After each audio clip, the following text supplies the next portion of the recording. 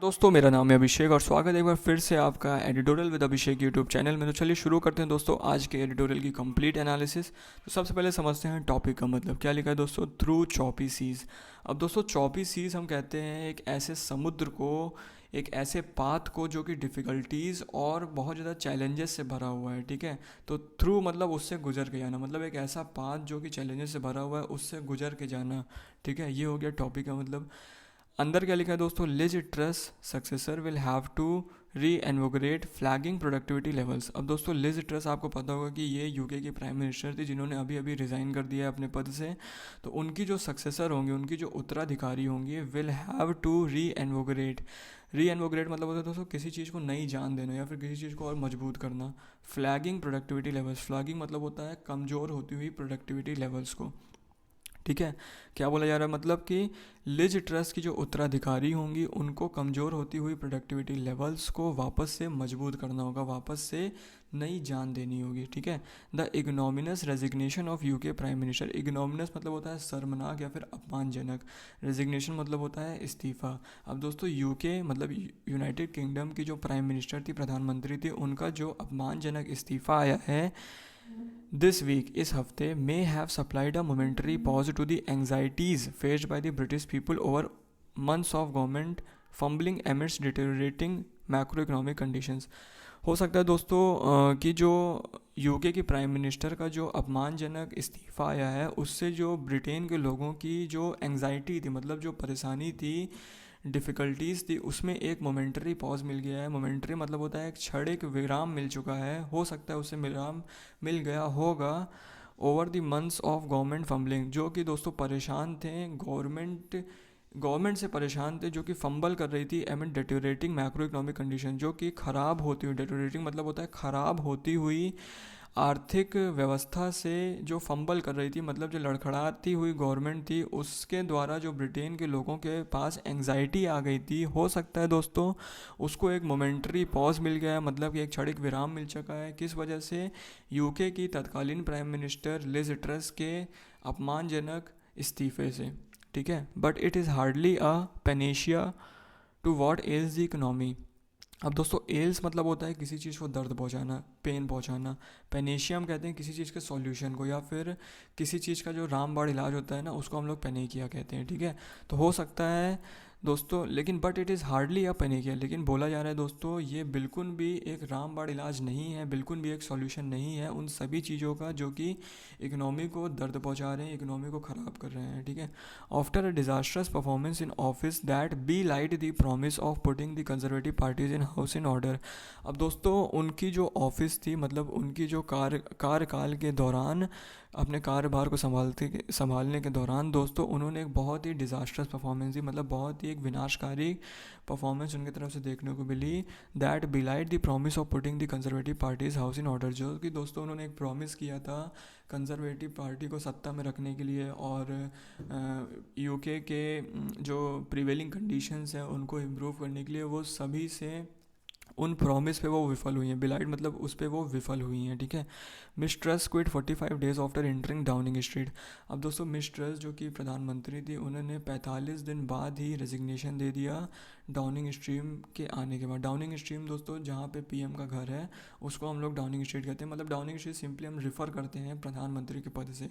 मतलब Downing stream में entry लेने के जस्ट 45 दिन बाद उन्होंने क्विट कर दिया, रिज़ाइन कर दिया। Shortest ever time that a British PM has served. और दोस्तों ये सबसे कम समय है इतिहास में जितना कि ब्रिटिश पीएम ने सर्व किया, मतलब कि किसी भी ब्रिटिश पीएम ने इतने कम समय के लिए आज तक किसी ने सर्व नहीं किया, मतलब केवल इन्होंने 45 दिन तक ये प्रधानमंत्री रही ब्रिटेन की। ठीक है, the pinnacle of the Truss government's fiasco was the mini budget of सितंबर 23। अब फियास्को मतलब होता है विफलता, जो विफल हुई हैं, मतलब जो ट्रस्ट गवर्नमेंट की विफलता का जो मुख्य कारण है, पिनाकल मतलब होता है मुख्य कारण या फिर जो टॉप रीज़न है उसका, वो था मिनी बजट ऑफ सितंबर 23, जो सितंबर 23 में उन्होंने एक मिनी बजट लाया था। ठीक है, in which she and her erstwhile chancellor, erstwhile मतलब होता है पूर्व चांसलर, जिसमें दोस्तों वो लिज ट्रस और जो उनकी पूर्व चांसलर थी Kwasi Kwarteng displayed a breathtaking lack of sensitivity to market fragility. अब दोस्तों फ्रेजिलिटी हम कहते हैं जब एक चीज़ जो होती है वो बहुत ज़्यादा सेंसिटिव होती है, मतलब उसको हल्का सा टच करने पे भी वो डैमेज हो जाती है। मतलब उस समय मार्केट जो थी दोस्तों इतनी ज़्यादा फ्रेजाइल थी, और उस फ्रेजाइल मार्केट पे इन्होंने एक ऐसा डिसीजन लाया जो कि लैक ऑफ सेंसिटिविटी था, मतलब जिसमें बिल्कुल भी सेंसिटिविटी देखने को नहीं मिली थी, जो कि बिल्कुल ही एक मूर्खतापूर्ण डिसीजन था। किसके द्वारा लाया गया था दोस्तों? लिज ट्रस के द्वारा लाया गया था, और उस समय की पूर्व चांसलर क्वासी क्वार्तेंग के द्वारा लाया गया था। And announced 45 billion pound sterling of unfunded tax cuts. और उन्होंने क्या कर दिया था दोस्तों? डिसीजन आखिर लाया गया था, उन्होंने टैक्स कट इम्पोज कर दिया था। मतलब उन्होंने बोला था कि एक कुछ लोग जिनकी इनकम एक पर्टिकुलर लिमिट से ऊपर होगी उन पे हम लोग टैक्स नहीं वसूलेंगे। और इससे क्या हो रहा था दोस्तों? लिज ट्रस की गवर्नमेंट को 45 पाउंड स्टेरलिंग का डायरेक्ट घाटा होगा। ठीक है, अब जब टैक्स इकट्ठा नहीं होगा दोस्तों, 45 पाउंड बिलियन डॉलर का अनुमान लगा रहे थे कि इतना उनको टैक्स नहीं मिलेगा और इतना उनके पास फंड की कमी हो जाएगी। और दोस्तों ये अनफंडेड था। अनफंडेड मतलब कि दोस्तों इन्होंने ऐसा कोई प्लान नहीं बनाया था कि जो ये 45 बिलियन पाउंड स्टर्लिंग का जो उनको नुकसान होगा, उनके गवर्नमेंट को नुकसान होगा, वो कैसे वो भर पाएंगे। ठीक है, मतलब कैसे उसका भर पाएंगे। ठीक है, no one ought to have been surprise at the crisis that event triggered. अब दोस्तों क्राइसिस मतलब जो कि एक तरीके से जो इस तरह की सिचुएशन उत्पन्न हुई है, ट्रिगर्ड मतलब जो इस तरह की सिचुएशन उत्पन्न हुई है उसको देख के कोई भी सरप्राइज नहीं होना चाहिए। ठीक है, ऑड मतलब चाहिए, सरप्राइज मतलब उसको कोई भी देख के सरप्राइज नहीं होना चाहिए था। Soaring bond yields necessitating emergency intervention in the bond market. Soaring मतलब होता है दोस्तों बढ़ती हुई, बॉन्ड यील्ड्स मतलब हो गया दोस्तों एक तरीके से आप शेयर की वैल्यू को समझ लेते, मतलब जो लगातार बढ़ती हुई शेयर की वैल्यू थी, जिससे कि दोस्तों वहाँ की जो सेंट्रल बैंक थी, बैंक ऑफ इंग्लैंड, जैसे अपने इंडिया की central bank reserve bank of India है, वही तरीके से इंग्लैंड की जो सेंट्रल बैंक है, यूके की जो सेंट्रल बैंक है वो बैंक ऑफ इंग्लैंड है। तो वहाँ जो लगातार शेयर प्राइजेस जो थी वो बढ़ती चली जा रही थी, उसकी वजह से वहाँ की दोस्तों जो सेंट्रल बैंक थी बैंक ऑफ इंग्लैंड, उसको हस्तक्षेप करना पड़ा, उसको इंटरवेन करना पड़ा। Undoubtedly scuppering the central bank's attempt to get a handle on rising inflation. और दोस्तों किस समय इंटरफेयर करना पड़ा? जब दोस्तों सेंट्रल बैंक जो थी वो बहुत ज़्यादा कोशिश कर रही थी इन्फ्लेशन, महंगाई को कंट्रोल करने पे। ठीक है, और स्कपरिंग मतलब होता है मैशअप कर दिया, मतलब इस इंटरवेनिंग से, मतलब इस हस्तक्षेप से दोस्तों जो पूरी कंडीशन थी, जो पूरी सिनेरियो था बैंक ऑफ इंग्लैंड के सामने, पूरी एक तरीके से मैशअप हो चुकी। जहां वो दोस्तों इन्फ्लेशन को कंट्रोल करने की सोच रही थी, उसके प्रति स्टेप्स ले रही थी, वहीं अब दोस्तों लिज ट्रस के द्वारा लिया गया एक मूर्खतापूर्ण डिसीजन के द्वारा उनको इमरजेंसी रिलीफ के लिए हस्तक्षेप करना पड़ा इनकी सरकार पे। ठीक है, तो इससे कंडीशन जो थी वो पूरी मैसअप हो चुकी थी, स्कपर हो चुकी थी। Firing Mr Kwarteng which Miss Truss despite backing him in formulating their tone deaf policy. अब दोस्तों मिस ट्रस्ट ने क्या किया? एक बहुत ही चालाक डिसीजन लिया। उन्होंने क्या किया दोस्तों? लोगों को दिखाने के लिए, लोगों को मतलब एक तरीके से पागल बनाने के लिए उन्होंने क्या किया कि मिस क्वार्तगिंग जो कि पूर्व चांसलर थी उसको अपने पद से बर्खास्त कर दिया। ठीक है, मतलब लोगों को दिखाने के लिए कि हाँ मैंने गलती की थी और इसका भरपाई मैं कर रही हूँ। लेकिन दोस्तों जो उनकी टोन डीप पॉलिसी थी, मतलब जो कि एक बहरी पॉलिसी थी, जिसको बिना किसी सोचे समझे, बिना किसी की सुने उन्होंने बस ऐसे ही प्रपोज कर दिया था, मतलब प्रपोजल ला दिया था, प्रस्ताव डाल दिया था, वो दोस्तों hardly helped eight the crisis spiral. दोस्तों उससे मतलब इस कंडीशन पे दोस्तों मिस क्वार्तगिंग का जो बर्खास्त करना था, हार्डली उसने किसी भी तरीके से कंडीशन को और सुधारा होगा, बल्कि और ही ज़्यादा ही क्राइसिस को स्पाइरल कर दिया, मतलब और ज़्यादा आपस में उलझा दिया क्राइसिस को। ठीक है, causing the pound to lose value against dollar, जिससे दोस्तों पाउंड जो था, जो पाउंड स्टर्लिंग यूके की ऑफिशियल करेंसी है, वो दोस्तों और ज़्यादा डॉलर के मुकाबले कमज़ोर होती चली गई। एंड मॉर्टगेज रेट्स हम कहते हैं लोन रेट्स को, जो हम लोन लेते हैं बैंक को, उनके मतलब बैंक रेट एक सिंपली हो गया, तो बैंक रेट्स जो थे वो दोस्तों और ज़्यादा बढ़ते चले गए, जिससे कि ब्रिटन हम कहते हैं ब्रिटेन के लोगों को, जैसे इंडिया के लोगों को हम लोग इंडियंस कहते हैं, वही तरह ब्रिटेन के लोगों को हम लोग ब्रिटन्स कहते हैं। ठीक है, उनके लिए इकोनॉमिक हार्डशिप और ज़्यादा बढ़ गई, मतलब और ज़्यादा उनकी आर्थिक व्यवस्था जो थी और ज़्यादा बेकार होती चली गई। ठीक है, UK recently lost its place as the world's 5th largest economy to India. अब दोस्तों यूके जो यूनाइटेड किंगडम है वो 5वीं सबसे बड़ी अर्थव्यवस्था थी, और उसने अपने इस स्थान को इंडिया से खो दिया। मतलब अब इंडिया जो है वो 5वीं सबसे बड़ी अर्थव्यवस्था बन गई और यूके जो है एक स्थान नीचे चली गई है। ठीक है, at a dangerous movement in the global political economy. अब दोस्तों वैश्विक राजनीतिक अर्थव्यवस्था के इस डेंजरस मूवमेंट पे, इस ख़राब मूवमेंट पे, जब रशियाज़ इन्वेजन ऑफ यूक्रेन, जब रशिया ने यूक्रेन पे आक्रमण कर दिया, इन्वेजन मतलब आक्रमण कर दिया, has stemmed the flow of natural gas. Stemmed मतलब होता है कोई चीज़ अगर बहुत ज़्यादा कम हो जाती है, जिससे कि क्या हुआ दोस्तों, नेचुरल गैस की जो सप्लाई हो रही थी यूरोप में और यूनाइटेड किंगडम में, वो बिल्कुल एक तरीके से बंद सी हो गई है, स्टेम्ड हो गई, मतलब रुक सी गई है, leading to the alarming spikes in the household bills. जिससे क्या हुआ दोस्तों, वहाँ की जो आम जनता है उनकी जो हाउस होल्ड बिल्स है वो बहुत ज़्यादा अलार्मिंगली राइज कर चुकी है, मतलब बहुत ज़्यादा मल्टीप्लाई हो चुकी है एक तरीके से, बहुत ज़्यादा उनको पैसा खर्च करना पड़ रहा है, बहुत ज़्यादा महंगाई बढ़ चुकी है।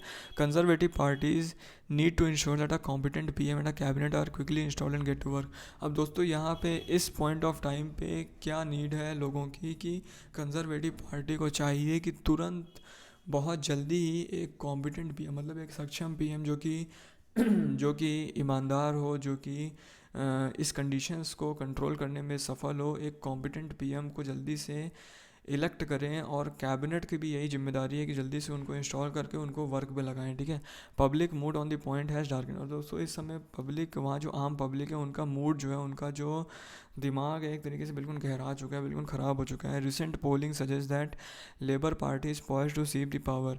अब दोस्तों अभी एक रिसेंट में मतगणना करवाई गई थी, जिसमें ये सजेस्ट किया गया था कि जो लेबर पार्टी है, वहाँ की जो अपोजिंग पार्टी है, वो बिल्कुल तरीके से तैयार है। पॉइज्ड मतलब होता है तैयार होना, पावर हथियाने के लिए, मतलब वहाँ की पावर लेने के लिए बिल्कुल तैयार बैठी है, ठीक है। Should there be general election even if such an event is not likely until January 2025, मतलब कि अगर एक जनरल इलेक्शन होता है तो लेबर पार्टी पूरी तरीके से तैयार है पावर में आने के लिए, लोगों को आने के लिए। लेकिन दोस्तों हालांकि ऐसा हमको जनवरी 2025 तक देखने को नहीं मिलेगा, ठीक है। Revolving door at the 10 Downing stream, 10 Downing stream वही स्ट्रीट का नाम है दोस्तों जहाँ पे पीएम और चांसलर का हाउस है। बोला वहाँ पे जो रिवॉल्विंग डोर है, रिवॉल्विंग डोर मतलब हम एक ऐसी सिचुएशन को कहते हैं जब एक पोजीशन पे बार बार कोई आता है, फिर कोई अपॉइंट होकर आता है, रिज़ाइन करता है, फिर कोई अपॉइंट होकर आता है, रिज़ाइन करता है। तो मतलब एक रिवॉल्विंग डोर वाली सिचुएशन हो चुकी है, जो कि 10 डाउनिंग स्ट्रीट में हमको देखने को मिल रही है।